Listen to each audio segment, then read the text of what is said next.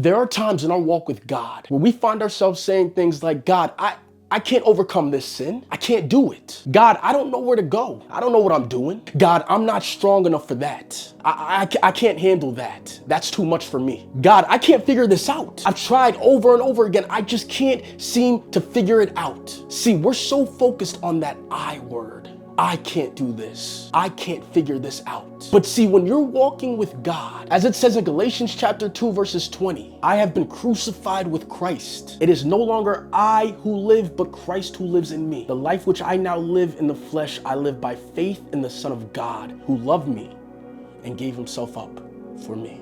The reason why we struggle to progress in the will of God is because we're trying to progress ahead of God's will for our lives. And what I mean by that is, look at Jeremiah 29, verse 11. It says, "For I know the plans that I have for you, declares the Lord. Plans to prosper you and not to harm you. Plans to give you hope and a future." So God's will for your life is to prosper you. It's to give you hope. It's to give you a future. It's to give you a relationship. It's to give you life after death. God's will for your life was never meant to torture you. It was never meant to hinder you. It was never meant to destroy you. It was only meant to prosper you so that one day you can be seated in the heavenly places. But see, what many of us fail to realize is that in Isaiah chapter 60, verses 22, it says, "The smallest family will become 1,000 people, and the tiniest group will become a mighty nation. At the right time, I, the Lord, will make it happen." The reason why we struggle to overcome our sin, our lust, our temptations, our desires, is because we were not called to overcome. We were called to surrender. For as it says in 1 John chapter 5, verses 4, "For everyone who has been born of God overcomes the world. And this is the victory that has overcome the world, our faith." It is your faith in God that allows you to overcome your sin. But it is your lack of faith in God that keeps you in the same cycle of sin for years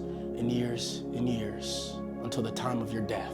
We must have faith in God. It was David's faith that allowed him to defeat Goliath. It was Noah's faith that gave him favor in the eyes of God, which then allowed God to spare his life and his family's from the flood. It was Joseph's faith that brought him from the pit to the palace. And if you just get a hold of that same faith, if you allow that faith to dwell in you, to rise up in you, then you too can go from the lowly places to being seated in the heavenly. We must keep the faith in God. Without faith, we can do nothing. Without faith, we are not overcoming sin. We're not stepping into our calling, and we cannot grow in God. Faith is not believing in what the Lord has done. Faith is believing in what the Lord hasn't done yet. Lord, I haven't overcome my pornography, but I'm gonna still praise you. God, I still haven't gotten a job yet, but I'm gonna still worship you. God, it's been 20 years since I've had this pain in my body, but I'm still gonna serve you. God, I fall into my sin last night, but I ain't going nowhere. I'm not throwing in the towel just yet. Here I am, God.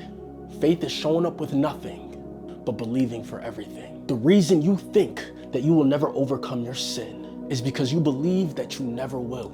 Believe in something else today. Believe in your healing. Believe in your deliverance. Believe in your breakthrough. I know it hasn't come yet. I know it's been a few years. I know it's been a long and tiring journey, but we must still believe.